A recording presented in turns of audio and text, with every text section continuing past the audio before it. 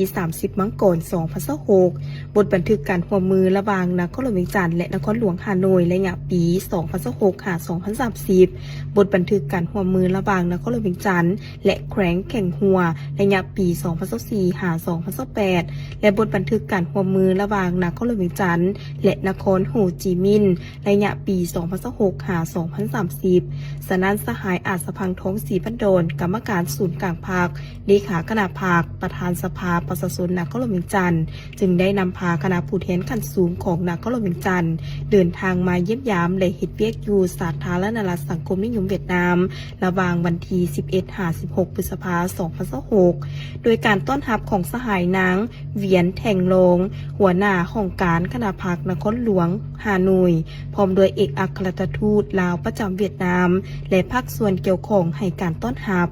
จุดประสงค์ในการเดินทางไปเยี่ยมยามและเฮ็ดเวียกครั้งนี้เพื่อเป็นการเพิ่มทวีสายพัวพันมิตรภาพที่มีมูลเสื่อความสามัคคีแบบพิเศษการร่วมมือรอบด้านและหุ้นส่วนยุทธศาสตร์ระหว่างสองพรรคสองรัฐและประชาชนสองชาติลาวเวียดนามก็คือองค์คณะภาคนครหลวงเวียงจันทน์และองค์คณะภาคนครหลวงฮานอยแขวงหัวและนครโฮจิมินห์เนใส่เพื่อสุขยู่และเปิดกว้างสายพัวพันร่วมมือแบบรอบด้านระหว่างนครหลวงเวียงจันทน์และบรรดานครและแขวงของสาธารณรัฐสังคมนิยมเวียดนาม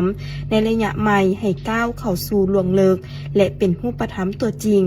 นอกนั้นก็เพื่อเป็นการสืบโตแผนการเยี่ยมยามของคณะผู้แทนขั้นสูงนครหลวงเวียงจันทน์อยู่นครหลวงฮานอยที่ได้เลื่อนจากแผนการเดินทางในเดือนกุมภาพันธ์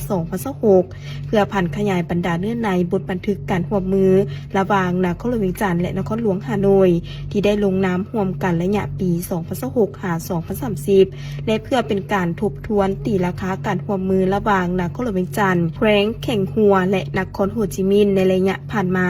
พร้อมทางวางทิศทางการร่วมมือในต่อหน้าอีกด้วยสถาบันกีฬากายกรรมจัดกิจกรรมโฆษณาปลูกจิตสำนึกให้แก่สาวหนุ่มวัยหนุ่มนักเรียนนักศึกษาเกี่ยวกับการเป็นนักวิทยาศาสตร์ของคณะสาวหนุ่มประชาชนปฏิวัติลาวกระทรวงศึกษาธิการและกีฬาขึ้นในวันที่13 พฤษภาคม 2026ที่สถาบันดังกล่าวโดยการเข้าร่วมของปริญญาเอกจันทวงศ์ปัญญาศิริเลขาคณะบริหารงานสาวหนุ่มกระทรวงศึกษาธิการและกีฬาหัวหน้ากรมกวดกาห้องประธานกวดกากระทรวงท่านกิ่งรัตนาทองสมุทรเลขาพรรคหักทานว่าการแทนผู้อำนวยการสถาบันกีฬากายกรรมมีบรรดาคณะบริหารงานสาวหนุ่มกระทรวงคณะรับผิดชอบกิจกรรมคณะอำนวยการครูอาจารย์น้องนักเรียนและแขกที่ถูกเชิญเข้าร่วมในโอกาสดังกล่าวท่านพุทธทองคำวิไลรองเลขาสาวหนุ่มประธานกวดกาคณะบริหารงานสาวหนุ่มกระทรวงศึกษาธิการและกีฬาได้มีคำเห็นชี้นำต่อกิจกรรมดังกล่าวว่าในระยะที่ผ่านมากิจกรรมน้องอยากเป็นวิทยาศาสตร์ได้ดำเนินการจัดตั้งปฏิบัติอยู่กระทรวงวิทยาศาสตร์และเทคโนโลยีในเมื่อก่อนเพื่อสร้างความรับรู้เข้าใจและปลูกจิตสำนึกทางด้านเวียกงานในแขนงวิทยาศาสตร์ให้แก่นักเรียนนักศึกษาสามารถเข้าถึงข้อมูลได้อย่างกว้างขวางด้วยรูปการลงเผยแพร่บรรดาโรงเรียนทางภาครัฐและเอกชนเห็นว่ามีผลตอบรับเป็นอย่างดีเพื่อเป็นการสืบต่อกิจกรรมดังกล่าวและเห็นได้ถึงความสำคัญทางด้านเวียกงานวิทยาศาสตร์ที่ติดพันกับการศึกษาหำเฮียนเสริมทักษะหัวคิดประดิษฐ์สร้างให้ข้อมูลใหม่ๆที่มีหลักวิทยาศาสตร์ของนักเรียนนักศึกษาซึ่งที่จะเป็นกำลังแห่งในอนาคตของประเทศชาติฉะนั้นคณะบริหารงานสาวหนุ่มปฏิวัติลาวกระทรวงได้จัดตั้งปฏิบัติกิจกรรมโฆษณาปลูกจิตสำนึกให้แก่สาวหนุ่มนักเรียนนักศึกษาเกี่ยวกับการเป็นนักวิทยาศาสตร์ของคณะโฆษณาปลูกจิตสำนึกให้แก่สาวหนุ่มวัยหนุ่มนักเรียนนักศึกษาเกี่ยวกับการเป็นนักวิทยาศาสตร์ของคณะสาวหนุ่มประชาชนปฏิวัติลาวกระทรวงศึกษาธิการและกีฬาปี2024จุดประสงค์เพื่อปลูกจิตสำนึกให้แก่สาวหนุ่มนักเรียนนักศึกษาเกี่ยวกับการเป็นนักวิทยาศาสตร์อยู่บรรดาโรงเรียนมัธยมสมบูรณ์ภายในนครหลวงจันทน์ให้มีความรู้พื้นฐานทางด้านวิทยาศาสตร์จัดการแข่งขันถามตอบเกี่ยวกับเวียกงานวิทยาศาสตร์และจะได้สอบถามความคิดเห็นจากนักเรียนเกี่ยวกับการอยากเป็นนักวิทยาศาสตร์ในอนาคต สำหรับกิจกรรมในครั้งนี้แมนจะได้รับฟังการรายงานสภาพการจัดการเรียนการสอนของสถาบันกีฬากายกรรมความเป็นมาโดยย่อเกี่ยวกับการจัดตั้งปฏิบัติกิจกรรมความรู้พื้นฐานด้านวิทยาศาสตร์ต่อกับการพัฒนาวัยหนุ่มจัดการแข่งขันถามตอบทางด้านวิทยาศาสตร์ซิงเหรียญรางวัลเงินสดในด้านการแข่งขันถามตอบวิทยาศาสตร์แมนได้แบ่งออกเป็น 8 ทีมจากน้องนักเรียน 7 ขันเรียนม .1 หาม .7 ซึ่งผลการแข่งขันปรากฏว่าทีมที่คว้าอันดับที่ 1 ได้แก่ทีมจากขันม .7 มีเท้าสินใส่น้อยไซยาเดชเท้าไซสมบูรณ์ผู้จำปาและนางรัศมีพรหมราศีทีมที่ได้อันดับที่ 2 ได้แก่ทีมจากขันม .1 มีเท้าผาสุกทิโนราชเท้าล่าสมพันทองและนางดาราสวรรค์อันดับที่ 3 ได้แก่ทีมจากขันม .5 มีเท้าโดนขวัญมณีเท้าสนาไซรัตนาและนางกัลยาปัญญาอุดมและอีก5ทีมแม่นได้รับรางวัลสมเสยนอกจากนี้ยังได้มีการมอบรับรางวัลกล่องเสียดีเด่นให้แก่น้องนักเรียนขันม .1 ม .5 และม .7 อีกด้วยม .7 วันที่ 13 พฤษภาคม 2026 โรงเรียนมัธยมศึกษาสมบูรณ์เวียงจันทน์ได้จัดการสอบเสียงภาคเรียน 2 ประจำศุกร์เรียน 2025-2026 อย่างเป็นทางการ ซึ่งมีนักเรียนเข้าร่วมหลายกว่า 3,000 คน ท่านอาจารย์ทองพันธ์อุไรทรผู้อำนวยการโรงเรียนมส.เวียงจันทน์ได้ให้สัมภาษณ์ต่อสื่อมวลชนว่าการสอบเสียงในครั้งนี้แม่นความเอาทางสั้นม.ต้นและม.ปลายโดยเริ่มแต่วันที่ 13-15 พฤษภาคม 2026 ในนั้นนักเรียนสั้นม. 1 ม. 2 ม. 3 ม. 5 และม. 6 แม่นสอบเสียงเลื่อนสั้นปกติส่วนสั้นม. 4 และม. 7 แม่นเป็นการสอบเสียงทดลองเพื่อเกี่ยมความพร้อมรอบด้านก่อนการสอบเสียงจบสั้นที่จะมาถึงในเดือนมิถุนายนนี้สำหรับนักสอบเสียงพวกเราในสุขเฮียนนี่ก็ถือว่ามีทั้งหมดทั้งมต้นมปลายมัน 3,296 คนในนั้นมีหญิงอยู่ 1,319 คนส่วนการสอบเสียงถือว่าพวกเราจะมีการสอบเสียงมอเรือนเนาะมอเรือนนี่ส่วนมอเรือนนี่ถือว่าเขาจะเสียงแบบมีประสมประสานละมีอัตนัยและปรนัยอัตนัยนี่เขาจะใส่ตัวเลขมัน 60%และปรนัยมัน 40% สำหรับมอเรือนเนาะแล้วก็สำหรับม.4 ม.7 แม่นเอาสิ่งทดลองอันนี้ทดลองกับแบบให้นักเรียนสิ่งคือกับจะสิ่งจบสั้นในเดือน6นี่แหละเนาะเป็นปรนัยหมดถือว่า40 ข้อคือกับสิ่งจบสั้นเลยเนาะม.4 ม.7 ของเราสนะภายหลังที่เขาสอบสิ่งแล้วว่าเขาจะมีตารางเนาะเพื่อให้ครูเขามากวดบทเป็นวันที่18 19ถือว่ากวดบทให้สำเร็จจากนั้นนะพวกเขาก็จะได้แจ้งถึงลูกหลานนักเรียนผู้ที่ว่า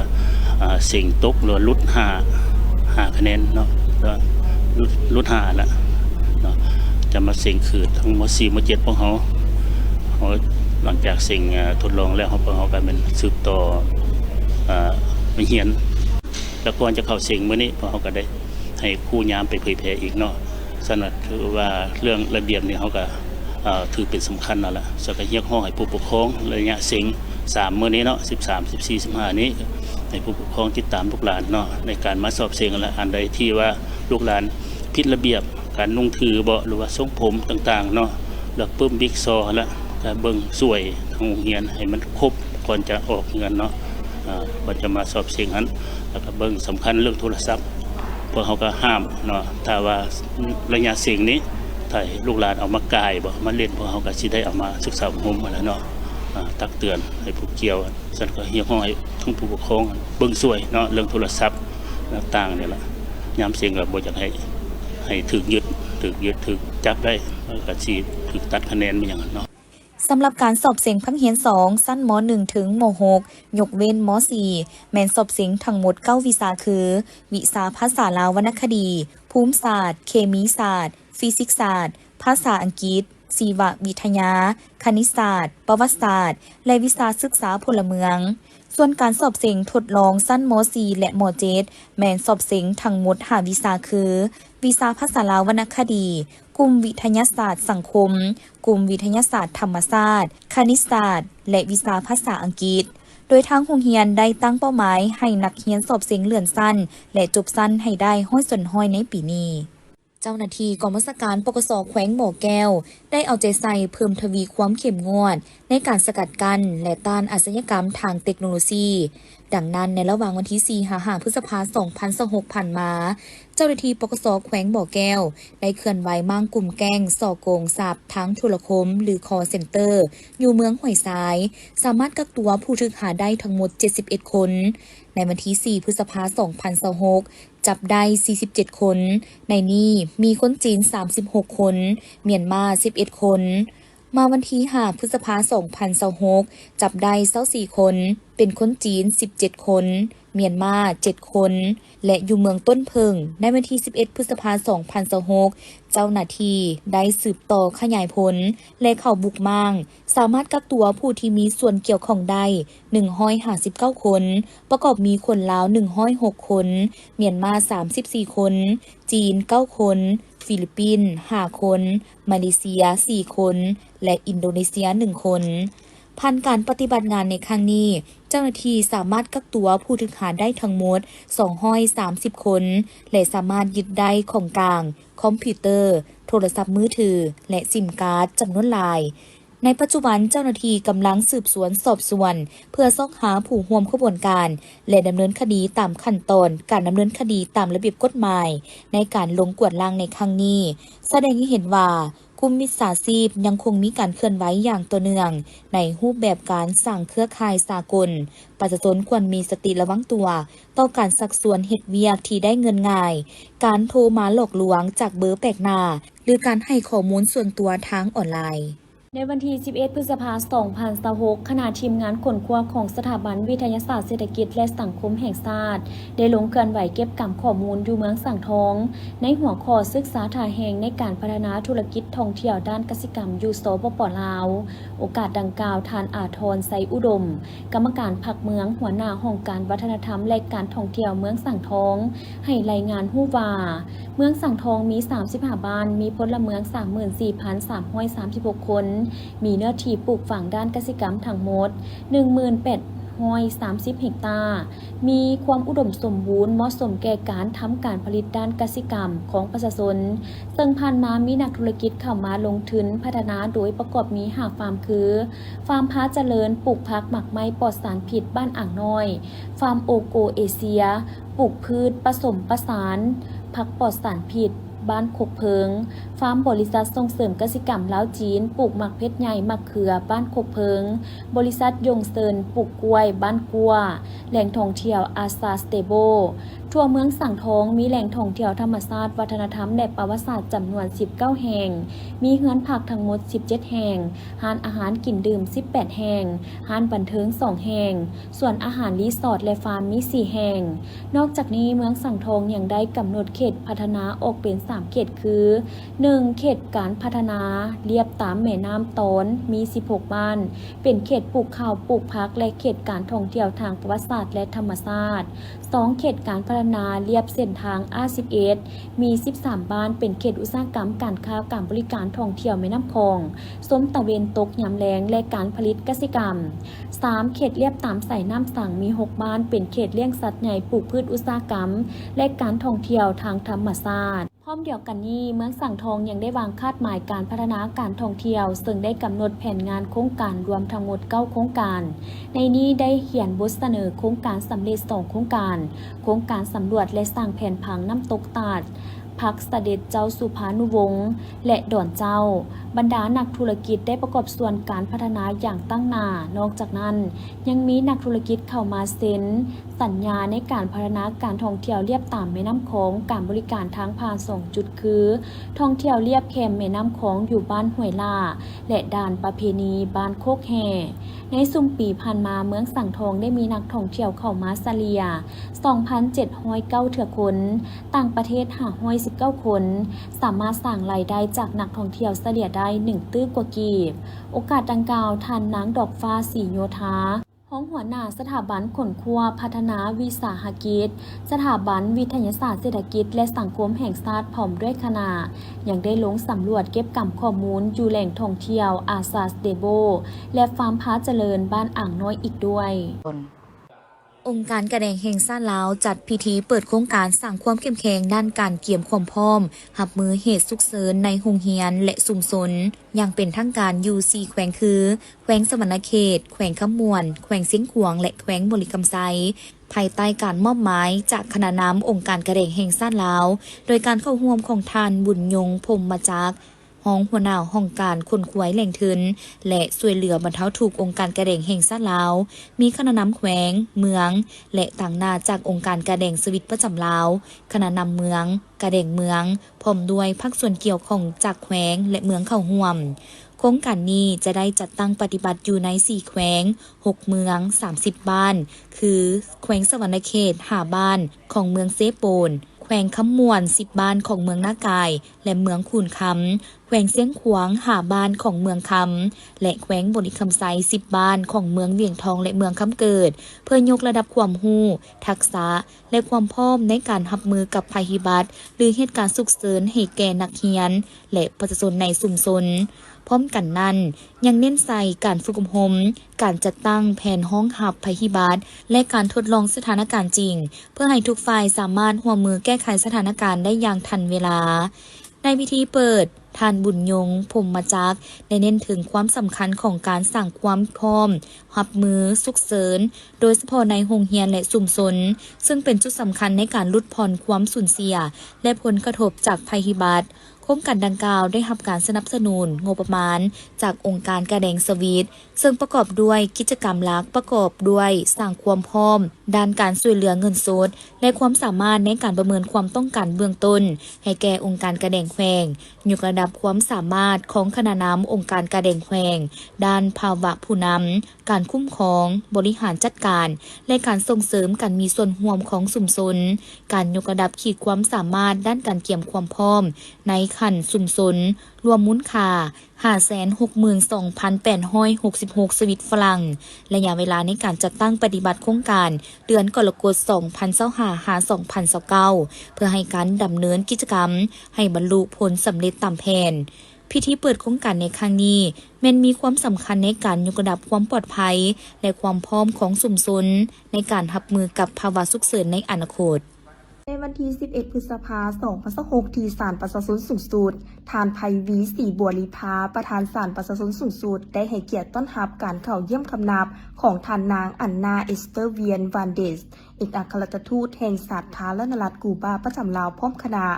การเข้าเยี่ยมคำนับในครั้งนี้ได้ดำเนินไปทำกลางบรรยากาศแห่งความอบอุ่นเป็นมิตรและเป็นกันเองสะท้อนให้เห็นถึงสายพัวพันอันดีงามระหว่างสาธารณรัฐประชาธิปไตยประชาชนลาวและสาธารณรัฐกูบาที่มีมาอย่างยาวนานทั้งสองฝ่ายได้ร่วมกันปรึกษาหารือและแลกเปลี่ยนทัศนะเกี่ยวกับการสุขยูการร่วมมือระหว่างศาลประชาชนสูงสุดแห่งสาธารณรัฐประชาธิปไตยประชาชนลาวและศาลประชาชนแห่งสาธารณรัฐกูบาให้ขยายตัวและมีความแน่นแฟ้นยิ่งขึ้นในโอกาสดังกล่าวทานไพวีศรีบัวลีภาได้แสดงความยินดีและสมเสยต่อการเคลื่อนไหวพัวพันร่วมมือระหว่าง2ประเทศที่นับได้รับการพัฒนาและขยายตัวในหลายขงเขตพร้อมทางเน้นย้ำว่าการร่วมมือด้านตุลาการเป็นอีกหนึ่งขงเขตสำคัญที่จะช่วยยกระดับคุณภาพและประสิทธิผลในการอำนวยความยุติธรรมให้แก่ประชาชนทั้งสองชาติสองฝ่ายยังได้สุ่มใส่หารือเกี่ยวกับการแลกเปลี่ยนบทเรียนและประสบการณ์ด้านการพิพากษาการพัฒนาบุคลากรตุลาการการนำใช้เทคโนโลยีทันสมัยเข้าในเวียกงานศาลรวมถึงการสุขยูการประสานงานและการไปเยี่ยมยามแลกเปลี่ยนระหว่างกันในอนาคตโอกาสนี้ท่านนางอันนาเอสเตอร์เวียนวานเดสก็ได้แสดงความขอบใจต่อการต้อนรับอันอบอุ่นจากการนำของศาลประชาชนสูงสุดพร้อมทั้งยั่งยืนว่าฝ่ายกูบาจะสืบต่อประสานงานและสุขยูการร่วมมือกับสาธารณรัฐประชาธิปไตยประชาชนลาวในขงเขตต่างๆโดยเฉพาะด้านเวียกงานตุลาการให้มีผลสำเร็จและเป็นรูปธรรมขึ้นในวันที่ 13 พฤษภาคม 2026 ที่นครหลวงจันทร์โดยการเป็นประธานร่วมของปริญญาเอกลินคำดวงสวรรค์รัฐมนตรีกระทรวงเกษตรกรรมและสิ่งแวดล้อมท่านมาร์คกาลาเกอร์เอกอัครราชทูตสหภาพยุโรปประจำลาวท่านนางเบเนดิกต์ เดซัมเอกอัครราชทูตแห่งสาธารณรัฐฝรั่งประจำลาวท่านฮันอูริกสุดเบกเอกอัครราชทูตแห่งสาธารณรัฐสหภาพเยอรมันมีบรรดาทานหัวหน้ากรมห้องหัวหน้ากรมผู้ต่างหน้าจากกระทรวงที่เกี่ยวข้องคู่ร่วมพัฒนาและองค์การจัดตั้งสากลเข้าร่วมสำหรับแผนงานการร่วมมือเพื่อเพิ่มทวีการค้าการลงทุนและการเสื่อมโยงแบบยืนยงในแขนงกสิกรรมและสิ่งแวดล้อมเป็นแผนงานใหญ่ที่มีความสำคัญในการส่งเสริมการผลิตกสิกรรมที่ยืนยงทนทานต่อสภาพอากาศและปรับปรุงสภาพแวดล้อมทางธุรกิจเป้าหมายหลักแม่นแน่ใส่การพัฒนาตองโซมูลค่าที่ยืนยงสำหรับกาแฟสาและผลิตภัณฑ์จากป่าไม้พร้อมกันนั้นยังมุ่งเน้นการส่งเสริมโภชนาการและปรับปรุงชีวิตการเป็นอยู่ของประชาชนบรรดาเผ่าและกลุ่มสาวเกษตรกรขนาดน้อยให้ดีขึ้นในกองประชุมท่านรัฐมนตรีกระทรวงเกษตรกรรมและสิ่งแวดล้อมได้ยกให้เห็นถึงผลสำเร็จที่พ้นเด่นเป็นต้นแมนการสร้างความเข้มแข็งให้แก่ตองโซมูลค่ากาแฟและซาอยู่ภาคเหนือของลาวให้เป็นที่ฮู้จักในตลาดสากลอีกหนึ่งผลสำเร็จประวัติศาสตร์แม่นการปรับปรุงระบบการค้ำประกันความถูกต้องตามกฎหมายของไม้และการจดทะเบียนอุทยานแห่งชาติหินน้ำนอเป็นมรดกโลกนอกนี้ยังมีการมอบทุนการศึกษาด้านป่าไม้ให้แก่นักศึกษาจำนวน100 ทานและการเริ่มต้นฟื้นฟูทางเล็กที่2เพื่อเชื่อมโยงผลิตภัณฑ์เกษตรกรรมไปสู่ตลาดภาคพื้นในกองประชุมยังได้รับฟังการรายงานความคืบหน้าจากภาคส่วนต่างๆเช่นเวียกงานกรีนคับและโครงการโปรเฟฟพร้อมนั้นยังมีการแลกเปลี่ยนบทเรียนตัวจริงจากผู้ที่ได้รับผลประโยชน์ในท้องถิ่นภายในงานยังได้จัดเวทีสนทนาในหัวข้อเกี่ยวกับนโยบายการประสานงานและผลประโยชน์ของประชาชนเพื่อถอดถอนบทเรียนร่วมกันโดยปัจจุบันสปป.ลาวได้เริ่มต้นปรึกษาหารืออย่างเป็นทางการกับสหภาพยุโรปเพื่อสร้างตั้งคู่ร่วมมือด้านป่าไม้แบบรอบด้านขอบการร่วมมือนี้จะเน้นการยกระดับการคุ้มครองป่าไม้แบบยืนยงการแก้ไขปัญหาการทำลายป่าและสุบยูการสร้างวิธีงานทำให้แก่ชุมชนท้องถิ่นกองประชุมได้สรุปภาพรวมและกำหนดทิศทางนโยบายร่วมกันเพื่อเฮ็ดให้การจัดตั้งปฏิบัติแผนงานการร่วมมือเพื่อเพิ่มทวีการค้าการลงทุนและการเสริมโยงแบบยืนยงในแขนงกสิกรรมและสิ่งแวดล้อมปรากฏผลเป็นจริงตามวิสัยทัศน์การพัฒนาแบบสีเขียวและยืนยงก่อสร้างรากฐานการเมืองพัฒนาชนบทแก้ไขความทุกข์ยากและเวียกงาน3สร้างอยู่เมืองจันทบุรีและยามปี 2021-2025 ได้จัดขึ้นโดยการเป็นประธานของสหายนางสุมาดีธรรมวงศ์เลขาคณะพรรคเมืองจันทบุรีในวันที่ 15 พฤษภาคม 2026 อยู่ที่สโมสรเมืองจันทบุรีนครหลวงจันทร์มีสหายแสงสาธิตพิมพ์เมืองรองเลขาคณะพรรคประธานคณะกรรมการปกครองเมืองจันทบุรีมีคณะพรรคคณะประจำพรรคเมืองและภาคส่วนที่เกี่ยวข้องเข้าร่วมในกองประชุมได้รับฟังบทสรุปการจัดตั้งปฏิบัติเวียกงานก่อสร้างรากฐานการเมืองพัฒนาชนบทแก้ไขความทุกข์ยากและเวียกงาน3สร้างในยามปี 2021-2025 และทิศทางเวียกงานจุดสุ่ม 2026-2030 รับฟังห่างแผนเวียกลงก่อสร้างรากฐานการเมืองพัฒนาชนบทแก้ไขความทุกข์ยากและเวียกงาน3สร้างติดพันกับขบวนการแข่งขันหักษาและพัฒนาอยู่เมืองจันทบุรีปี 2026-2030 รับฟังการประกอบคำคิดคำเห็นเวียกงานก่อสร้างรากฐานการเมืองติดพันกับการจัดตั้งพันธุ์ขยายส่งวาระแห่งชาติการแก้ไขปรากฏการณ์ย่อท่อในสังคมการประกอบคำเห็นเวียกงานแก้ไขความยุ่งยากทางด้านเศรษฐกิจติดพันกับการจัดเก็บรายหับเข้างบประมาณและทิศทางแผนการปี 2026-2030 ประกอบคำเห็นการสร้างบ้านพัฒนาติดพันกับการปรับปรุงพื้นฐานโครงสร้างของบ้านหนองท่าเหนือตามทิศ3สร้างรับฟังการประกอบคำเห็นเวียกงานแก้ไขความทุกข์ยากติดพันกับครอบครัวตัวแบบหัตถกรรมภัยเอกลักษณ์กระเป๋าสารด้วยไม่ปองไว้กองประชุมครั้งนี้แมนการสืบต่อเสริมขยายผลสำเร็จของเวียกงานก่อสร้างรากฐานการเมืองพัฒนาชนบทแก้ไขความทุกข์ยากและเวียกงาน3สร้างติดพันกับข้อแข่งขันหักษาและพัฒนาในระยะผ่านมาทั้งเป็นการสุกยูการสร้างบัตรกาวบุกทะลุทั้ง4ด้านให้ ให้แข็งแรงกว่าเก่าเพื่อปฏิบัติบรรดาคาดหมายสู่ซนที่วางไว้โดยเฉพาะแม่นคาดหมายสู่ซนฮอดปี 2025 แก้ไขครอบครัวขาดเคินให้มีรายได้ดีขึ้นและสร้างบ้านพัฒนาตาม4เงื่อนไข4คาดหมายให้ได้หลายกว่า80ส่วนห้อยของจำนวนบ้านทั้งหมด30บ้านโดยถือเอาการสุกยู่ส่งเสริมการผลิตเป็นสินค้าและการค้าการบริการติดพันกับการท่องเที่ยวให้นับขยายตัวขึ้นสร้างรายได้เพื่อแก้ไขความทุกข์ยากสร้างความหังมีให้แก่ครอบครัวเป็นใจกลางของเวียกงานอื่นๆเมืองจันทบุรีสามารถบรรลุหาตัวชีวัดเข้มแข็งหอบด้านและตั้งหน้าปรับปรุงระบบการเมืองอยู่ขั้นหากฐานให้ถึกทิศเข้าสู่เหลืองเลิกโดยซุมใส่องค์การปกครองบ้านและหัวหน่วยธุรกิจขนาดน้อยขนาดกลางให้ยืนยงในวันที่ 13 พฤษภาคม 2026 กรมสุรสาหกรณ์ได้จัดกล่องประชุมทาบทามคำเห็นต่อห่างคำแนะนำว่าด้วยการกำหนดราคาโอนและคำแนะนำว่าด้วยอากรกำไรขั้นต่ำภายในประเทศโดยการเป็นประธานของทานสุพันธ์วิระวงศ์รองหัวหน้ากรมสุรสาหกรณ์มีต่างหน้าจากองค์การกระทรวงการเงินกรมนโยบายเศรษฐกิจและการเงินกรมภาษีสุรสาหกรณ์นครหลวงจันทร์สภาวิชาชีพนักบัญชีและนักตรวจสอบธนาคารโลกและสหภาพยุโรปประจำลาวหัวหน่วยวิสาหกิจขนาดใหญ่โอกาสนี้ท่านสุพันธ์วิระวงศ์ได้มีคำเห็นว่าจุดประสงค์ของกล่องประชุมในครั้งนี้แม่นเพื่อทาบทามและรับฟังคำเห็น